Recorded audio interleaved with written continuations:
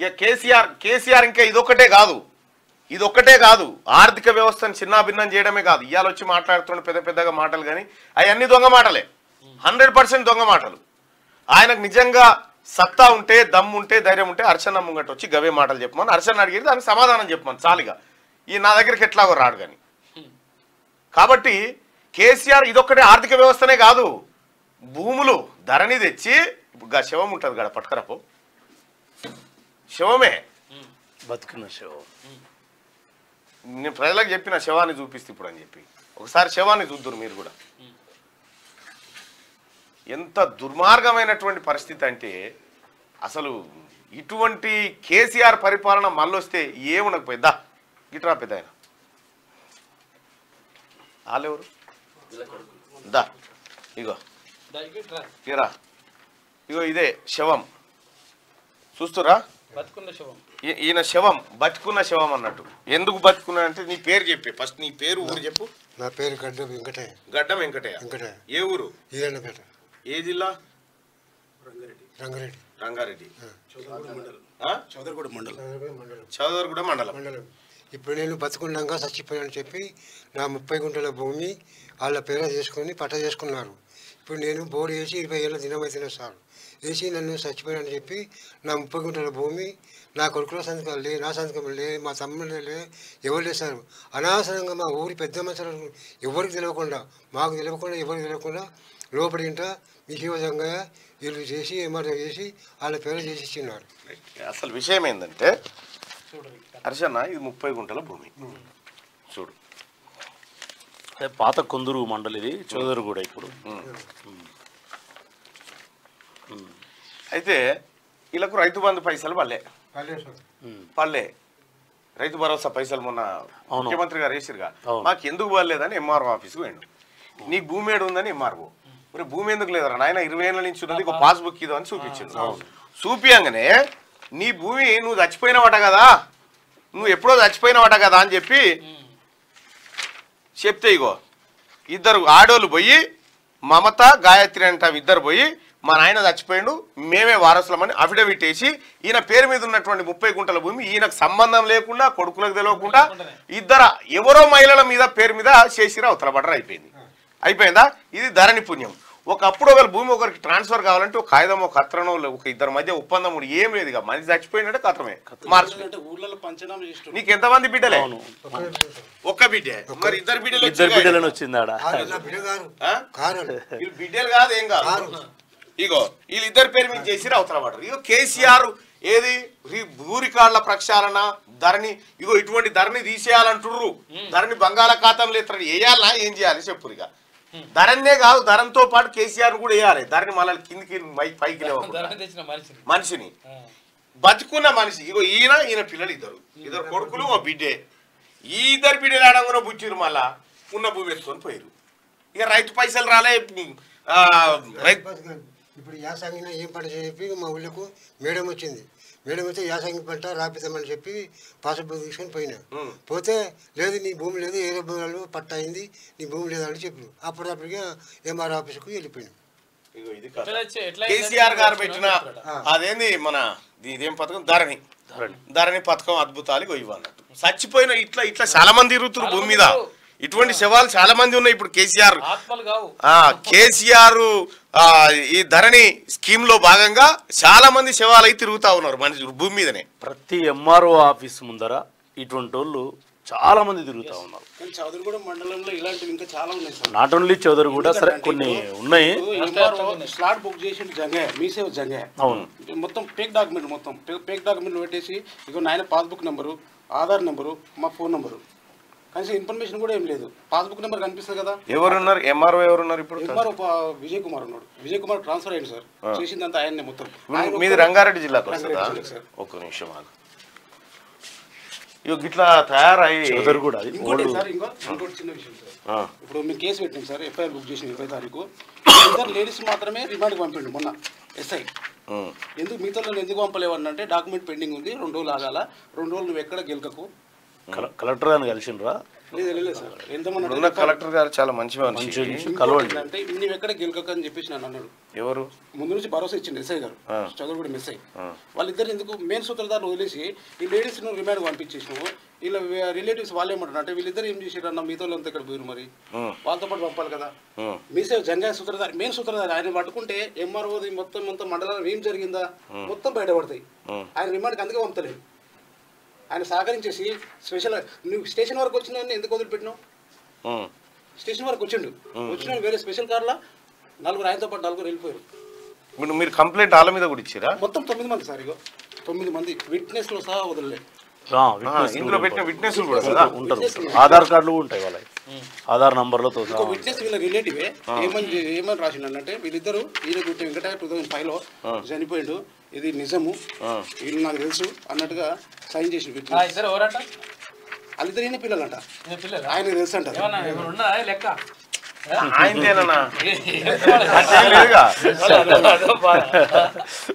సరిగ్గా చూడండి. Declare that particular mention above the true is and correct.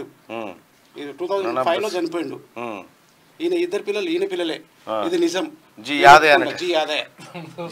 Thumpalli TRS leader. ఇప్పుడు TRS వాళ్ళు మొత్తం అందరూ ఇప్పుడు గీదన్నా వీళ్ళు చేసిన కథ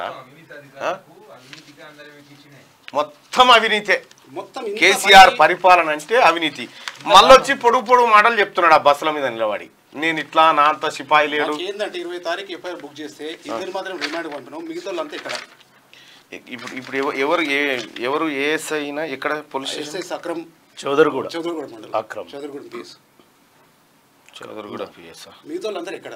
మెయిన్ సూత్రధారులు ఇద్దరు, ఎంఆర్ఓ సస్పెండ్ కావాలా, ఆయన రిమాండ్ కావాలా, ప్లస్ ఇంకొకటి మెయిన్ సూత్రధారి మీసేవ నంబర్ ఉందా తీసుకున్నాను, మీసేవ కూడా బంద్ కావాలన్నా. చౌదరిగూడ ఎస్ఐ నెంబర్ ఉందా? ఉంటే అందరి మీద కట్టిరు కేసు. కామన్ నంబర్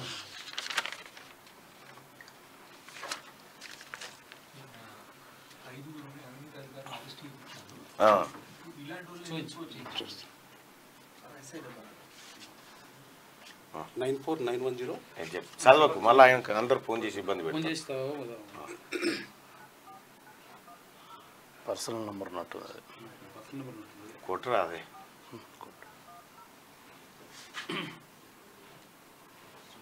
మెయిన్ సూత్రధారులు ఇద్దరు, ఎంఆర్ఓ పాత ఎంఆర్ఓ చాలా ఉన్నాయి, ఇంకా చాలా ఉన్నాయి. వాళ్ళు వెళ్తే అన్ని బయటపడతాయి. ఎందుకు వాళ్ళిద్దరిని నిర్లక్ష్యం చేసిండు, మిగతా మెయిన్ క్యారెక్టర్లను వదిలేసి వాళ్ళు ఎందుకు పంపిండు? కేసీఆర్ ముఖ్యమంత్రి ఉన్న కాలంలోనే అయింది ఇదంతా. ఆర్టీ యాక్ట్ లో తీసుకురెళ్ళు, అది కూడా 15 రోజులకి ఇచ్చారు సార్. అది ఫేక్ డాక్యుమెంట్లు ఉన్నాయి కాబట్టి వాళ్ళు ఇవ్వడానికి కూడా. మీరు అది సీసీ కెమెరాలో వచ్చిన వస్తుంది ఎంఆర్ఓ ఆఫీస్లో. Good morning sir. నమస్తే అండి. నమస్తే సార్, నేను తీన్మార్ మల్లన్నని మాట్లాడుతున్నాను సార్. నమస్తే సార్, ఇక్కడ ఈ చౌదరిగూడ నుంచి ఫార్మర్స్ వచ్చినారు, వాళ్ళ భూమి 30 గుంటల భూమి వేరే వాళ్ళ పేరు మీద అయితే తమరు సహకరించి ఇద్దరిని ఎవరి పేరు మీద చేసుకురో వాళ్ళని రిమాండ్ పంపినట్టు చెప్తున్నారు. మిగతా వాళ్ళని పంపలేదనేది వాళ్ళ ఆవేదన. వాళ్ళని ఎందుకు వదిలేస్తా ఉన్నారు, ఎందుకు అని చెప్పి వాళ్ళ ఆవేదన వ్యక్తం అవుతుంది. ఇప్పుడు లైవ్ లో ఉన్నారు నాతో. వాళ్ళని కూడా చేస్తాం, మనకు డాక్యుమెంట్స్ రావాల్సి ఉన్నాయి. ఇంకా వాళ్ళని కూడా మనం సపోర్ట్ చేసేది ఏం లేదు, ఎవరు సపోర్టింగ్ ఉండదు మనది. ఖచ్చితంగా వాళ్ళని కూడా చేస్తాం. మీరు తక్షణమే దీన్ని సీరియస్ గా తీసుకొని, ఎందుకంటే ఇప్పుడు మన ఇటువంటి బాధితులకు పూర్తి స్థాయిలో న్యాయం జరగకపోతే సగం జరిగితే కూడా ప్రజలకు మంచిది కాదు. కాబట్టి మీరు ఎట్టి పరిస్థితుల్లో వాళ్ళు ఎవరెవరు ఉన్నారో అందరినీ రిమాండ్ పంపించండి. అటువంటి వాళ్ళు ఇట్లా ఫోర్జరీ సంతకాలని ఎంకరేజ్ చేసిన వాళ్ళు కూడా పొరపాటే కదా అది. మళ్ళీ వచ్చి కలుస్తాడు వెంకటయ్య కొడుకులు వస్తారు, వచ్చి కలుస్తారు, వాళ్ళని కూర్చోబెట్టి నీళ్ళు దాపించి భరోసా ఇచ్చి వాళ్ళని అరెస్ట్ చేస్తామని చెప్పి తోలియండి. ఓకే పెద్ద ఆయన, ఏడి బోదులే నీ భూమి, నేను మాట్లాడతా కలెక్టర్ గారితో. ఈ టిఆర్ఎస్ పార్టీ వాళ్ళు కేసీఆర్ ఉన్నాడా? కేసీఆర్ అనేటోడు ఏం చేసిందంటే కుక్కకు పెత్తనం ఇస్తే కుండల వాళ్ళకు పెట్టినట్టుగా ఆయన ముఖ్యమంత్రిని చేస్తే ఇదే ఒకని భూమి ఒకనికి రాసుడు, ఒకటి ఎత్తుకపో. ఇదివరకు గట్లుండేనా? లేకుంటే సార్ ఇప్పుడు ఇగో కేసీఆర్ సార్ ఇప్పుడు నా బిడ్డ పెళ్లి చేసుకున్నాక 4 ఏళ్ళు 5 ఏళ్ళు దానికి ఎమలవాడ పోయినా ఎమలవాడ పోతే కూడా గంటల భూమి కూడా పోలేదు పోలేదు అప్పుడు పోలేదు ఇప్పుడు నేను వచ్చినాక 20 ఏళ్ళు అయితే నేను వచ్చినాక బోర్ వేసిన 20 బోర్ వేసి కూడా పోయినా 20 ఏళ్ళు అవుతుంది నా 2 కొడుకులు నేను ఇప్పుడు చేసుకుని ఉన్నాం ఇప్పుడు ముండో భూమి పోయినాక ఏడు బతకాలి సార్ నేను చెప్పు నాకు ఉండేదే పోలేక భూమి అసలు మా తమ్ముళ్ళది పోలేదు మా వాళ్ళు పోలేదు ఎప్పుడు పోలేదు నాది ఒక్కది పోనా సార్ ఇంకొకటి నాకు మీ సేవ మీద కూడా చర్య తీసుకొని బంద్ చేసేయాలి దానివల్ల పూర్తిగా మాలాంటి వాళ్ళు ఇంకా చాలా మంది ఉన్నారు అక్కడ మీ సేవ మెయిన్ క్యారెక్టర్ మీ సేవ తప్పకుండా ప్లస్ ఎంఆర్ఓ మీరు ఒక పని చేయండి రంగారెడ్డి కలెక్టర్ గారిని కలవండి ఇందులో అక్రమాలు జరుగుతున్నాయని ఒక కంప్లైంట్ చేయండి నేను ఇప్పుడు వాళ్ళని చేయకపోతే నేను సిపి దగ్గర కూడా నేనేమంటున్నా భాయ్ సాబ్ ఆయన ఇప్పుడే చెప్పిండు కదా లైవ్ నాకు పూర్తి నుంచి సార్ సహకరించండి నేను చెప్పేది ఎందుకు డిలే అవుతుందో నాకు అర్థం కాదు డిలే ఏం కాదు ఇక డిలే ఏం కాదు ఏడికి రావడానికి వచ్చినావు డిలే ఏం కాదు ఇంకోటి రెండోది రంగారెడ్డి కలెక్టర్ గారికి మీరు కలవండి కలుస్తారని నేను చెప్తా మీరు మీ సేవ మీద కంప్లైంట్ ఇవ్వండి ఓకేనా వాళ్ళిద్దరిని తొందర వీలైన తొందరగా ఇదే కదా ఈ భరోసా కోసమే మీరు వచ్చారు ఎంఆర్ఓ వాళ్ళిద్దరు మాత్రం డిమాండ్కి నేను ఏమంటున్నా ఈ భరోసా కోసమే కదా మీరు ఇక్కడికి వచ్చింది మీ దగ్గర ఈ భరోసాతోటే మేము వచ్చినాం సార్ మీ దగ్గర న్యాయం జరుగుతుంది మీ ముందే మాట్లాడినా చెప్పిన ఓకేనా రైట్ థ్యాంక్ యూ సార్ అది ఎట్లయినా ఎంత పరిస్థితి అయినా నా 30 గుంటల భూమి నా భూమి నాకు కావాలి. నీ భూమి నీకు రాకపోతే నీ భూమి ఎవరి మీద బతకాలి చెప్పు నా కొడుకులు పెద్దయినా నా కొడుకులు ఎప్పుడు బతకాలి చెప్పు ఆ కూర నీ భూమి నీకు రాకపోతే మా ఇద్దరిది ఎట్టి పరిస్థితి నా భూమి నాకు 30 గుంటల భూమి అప్పటి గవర్నమెంట్ కాదే ఇప్పుడు మీ గవర్నమెంట్ ఉంది నీ భూమి నీకు వస్తుంది ఎంఆర్ఓ ఏమంటుండే ఎంఆర్ఓ ఎంఆర్ఓ కాల్ అక్కడ ఎంపీడీఓ నాకు క్లాస్మేట్ ఉన్నాడు ప్రవీణ్ అని నెంబర్ ఎంఆర్ఓ నంబర్ ఎంఆర్ఓ తహసీల్దార్ నెంబర్ ఎందుకంటే మీ సేవ అంటే నథింగ్ బట్ డాక్యుమెంట్ రైటర్ అంటే అనే చేస్తుంటారు వాళ్ళు బయట ఉంటే కూడా కొద్దిగా మ్యానిపులేట్ చేస్తారు ఎస్ఐ గారికి మనం ఆ మాట చెప్పాల్సి అరే ఇప్పుడు ఇద్దరు లోపల చేసిన వాళ్ళంతా బయటనే ఉన్నారు మీ సేవడు కానీ వాళ్ళ వీళ్ళు కానీ ఇప్పుడు ఈయననే ఉండా ఇప్పుడు ఉన్నాయి నాకు ఇప్పుడు ఉన్నాయి ఇక ఏం పేరు జగదీష్ 08636 మొన్న ట్రాన్స్ఫర్లు వచ్చింది ఆయన మొన్న ట్రాన్స్ఫర్లు వచ్చినట్టు మీ సేవ మీద అన్న కేసీఆర్ పరిపాలన తలగబడ్డ మంచోడులే ఆయన చేస్తాడు జగదీష్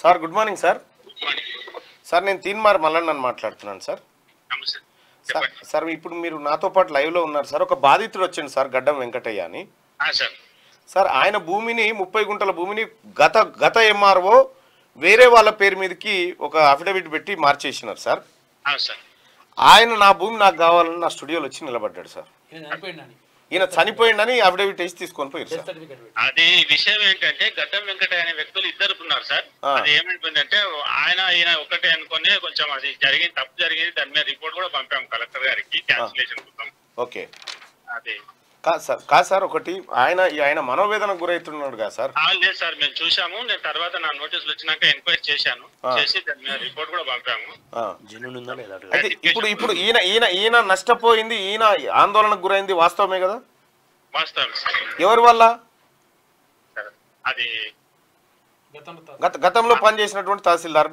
నిర్లక్ష్యం వల్ల సార్ మరి ఇది సరి చేయాల్సిన బాధ్యత కూడా మన మీదే ఉంది కదా అదే సార్ అందుకోసమే రాశాము దాని మీద యాక్షన్ తీసుకుంటాం మీరు తక్షణం మళ్ళీ ఒకసారి రిమైండ్ చేయండి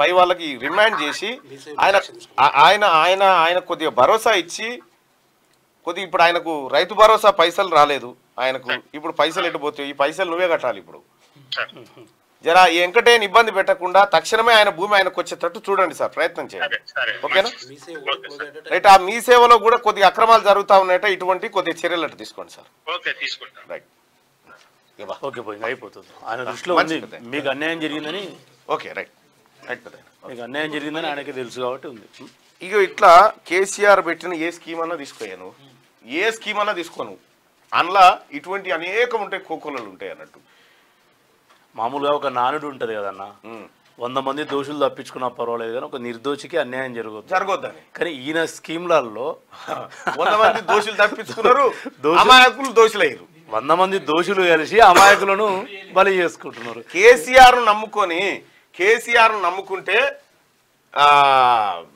ఎంత పరిస్థితి ఉంటుందంటే ఏది ఇప్పుడు ఇగో జిఎస్టీ అధికారులు 45 కోట్లు గోల్మాల్. కేసీఆర్ నమ్ముకున్న అధికారుల పరిస్థితి, అటు నమ్ముకున్న కొంతమంది పోలీసుల పరిస్థితి, కొంతమంది కలెక్టర్ల పరిస్థితి ఇగో ఇంత దారుణానికి వచ్చింది.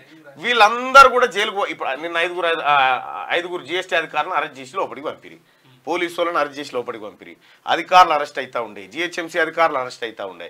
కేసీఆర్ పరిపాలన చక్కగా ఉంటే వీళ్ళెందుకు అరెస్ట్ అవుతురు? కాకపోదురు కదా. కాబట్టి కేసీఆర్ పరిపాలన అనేది ఒక పరిస్థితి తీసుకొచ్చింది. బేసిక్గా ఎంప్లాయీస్ ఎవరైనా కూడా గవర్నమెంట్కి పనిచేయాలి, వ్యక్తులకు పనిచేయదు. వ్యక్తులకు ప్రభుత్వం తీసుకునే నిర్ణయాలు పాలసీ ఇంప్లిమెంట్ చేయాలి. ఇక్కడ ఏమైందంటే కేసీఆర్ గారు వచ్చిన ఈ 10 ఏళ్లలో మీరు ఇంకా పోలీసులను చూసి పరిశాన్ అవుతారన్న. మేము చిన్నగా ఉన్నప్పుడు పోలీసు వాడు ఏదన్నా ఎవరైనా సూసైడ్ చేసుకుంటే పోస్ట్ మార్టం కోసం పంచనామా కోసం వస్తే లాక్ కనబడగానే సందులో దాక్కునేది మనం. ఇలా పోలీసుల ముందర పోయి ఎంపీటీసీ ఓడిపోయిన అధికార పార్టీలు పోయి కాలు మీద కాలేసుకొని కూర్చోబట్టినారు. పోలీసులే అట్లా తయారవుతున్నారు. అంటే వ్యక్తులను పూర్తిగా ప్రలోభ పెట్టుకుంటూ అఫీషియల్ బతికేసరికి ఇట్లే అవుతుంది ఈ పరిస్థితి. తప్పులు చేపిస్తున్నారు, వాటిని టైం అయిపోతుంది. దొరికేది వాడు నేను ఎంప్లాయ్ అనుకున్నా, నేను తప్పు చేసేది నేనే దొరికేది, చేపించేది మాత్రం పొలిటీషియన్. ఈ మాత్రం ఎందుకు హయ్యర్ అఫీషియల్స్ పూర్తి ఇట్లా అయిపోయారు.